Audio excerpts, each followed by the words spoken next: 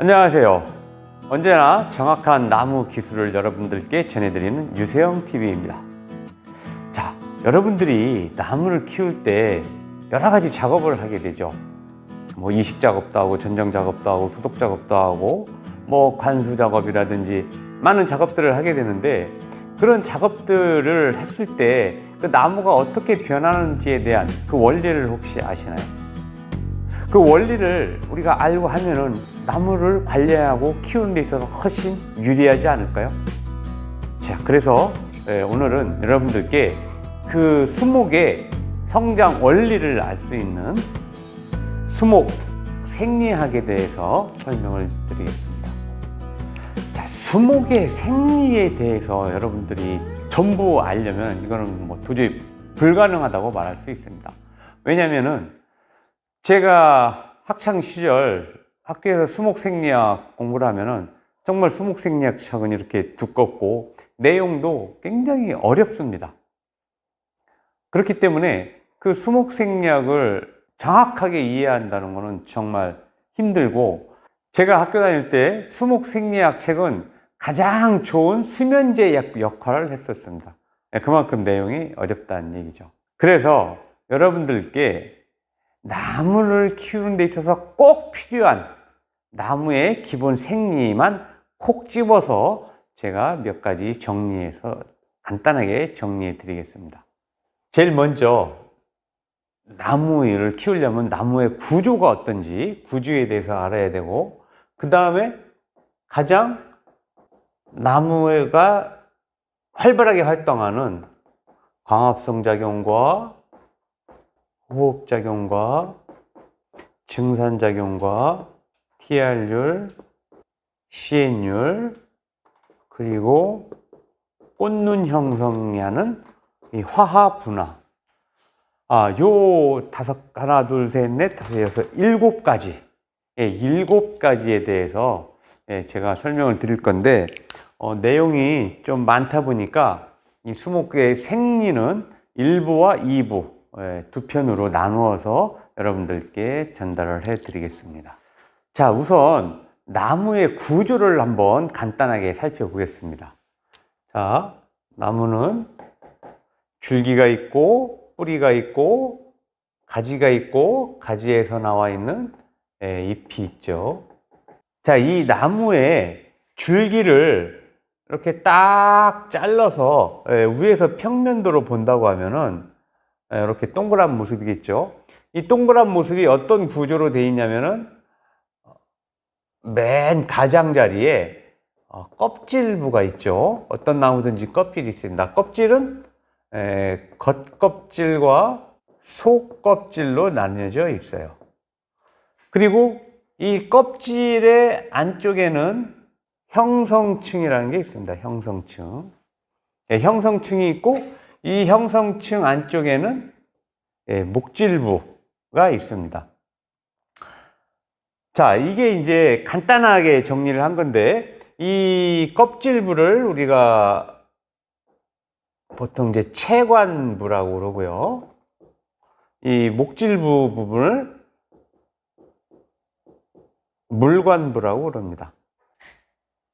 자, 이 각 조직이 어떤 기능을 하느냐 하면은, 자, 나무를 보면은 뿌리에서 물을 흡수하죠, 물을 흡수합니다. 물과 양분을 흡수하는데, 물과 양분을 흡수하면은 뿌리에서 흡수한 물과 양분을 줄기를 통해서 가지를 통해서 잎까지 이렇게 전달하게 되죠. 바로 그 물이 올라가는 통로가 바로 이 채관부가 되는 겁니다. 이 채관부. 그러면은, 자, 이 잎에서는 뿌리에서 물을 공급해 줬죠. 이 물을 공급해 주었는데, 이 공기 중에는 뭐가 있죠? 공기 중에는 산소, 질소, 이산화탄소, 여러 가지 그런 성분들이 공기 중에 있죠. 그럼 나무가 뿌리에서 올라온 물과 공기 중에 있는 이산화탄소가 합성을 합니다. 합성을 해서 얘가 낮에 햇빛이 있을 때 물과 이산화탄소 합성해서 햇빛 에너지와 결합하면은 탄수화물을 만들고 또 산소를 만들어내요.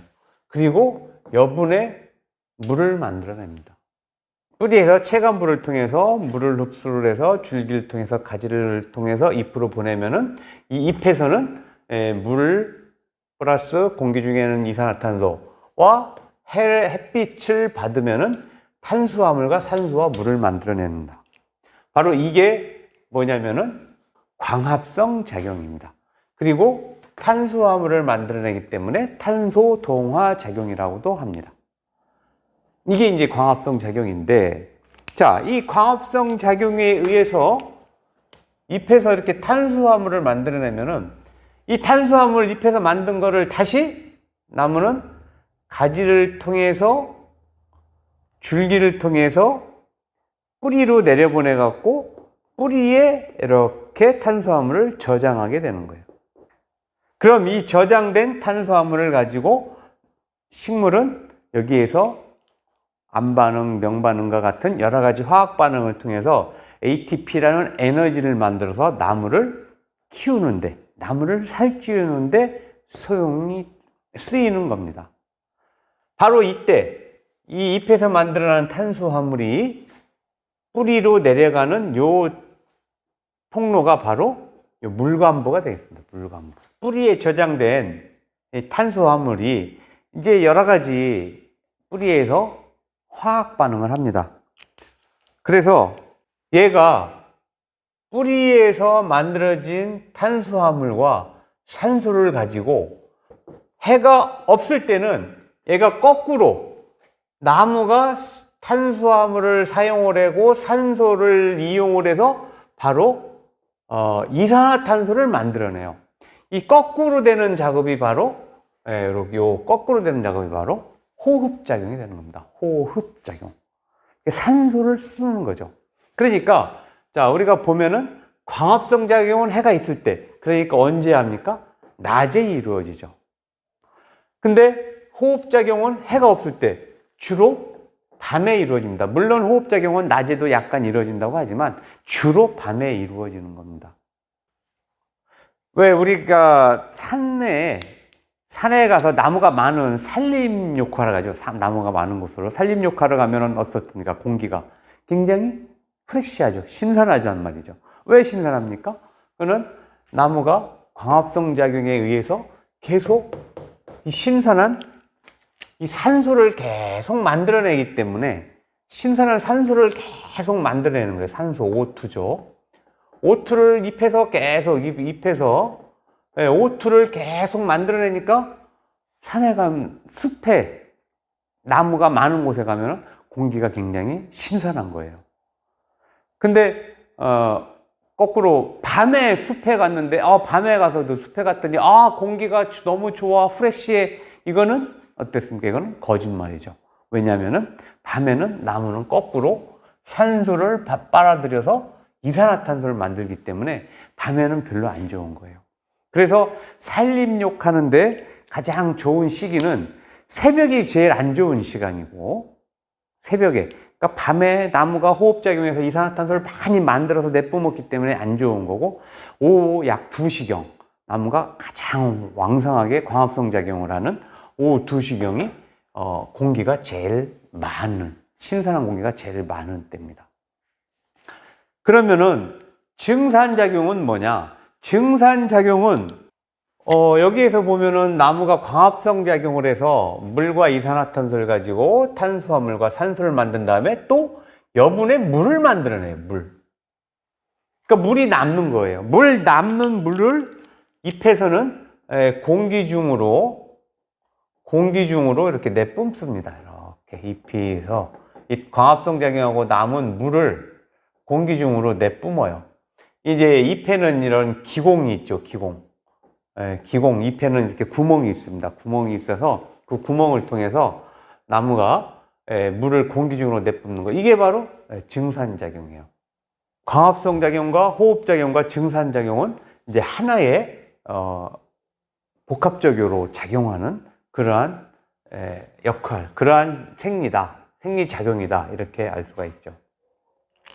그러면은 아까 말씀드린 그 탄수화물 뿌리에 저장된 거를 나무가 이거를 호흡작용하면서 이용을 해서 나무가 살찌우는데 역할을 한다고 그랬죠. 바로 그 살찌우는데 역할을 해서 이 나무가 보면은 점점점 굵어지지 않습니까? 굵어지고 또 나이테가 생기죠. 바로 그 조직이 굵어지고 세포가 늘어나는 부분이 바로 이 형성층인 거예요, 형성층. 네. 그래서 이 형성층이 식물에 있어서, 나무에 있어서는 굉장히 중요한 부분입니다. 이 형성층이 실제 살이 찌는 곳이기 때문에 형성층이 손상이 된 부분은 나무가 부패하게 되고 살이 안 찌게 돼요.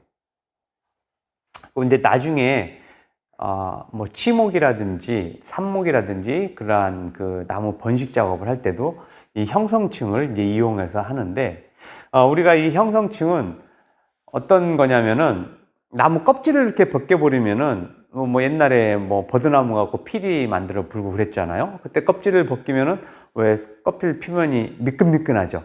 바로 그 미끈미끈한 부분이 형성층인 겁니다.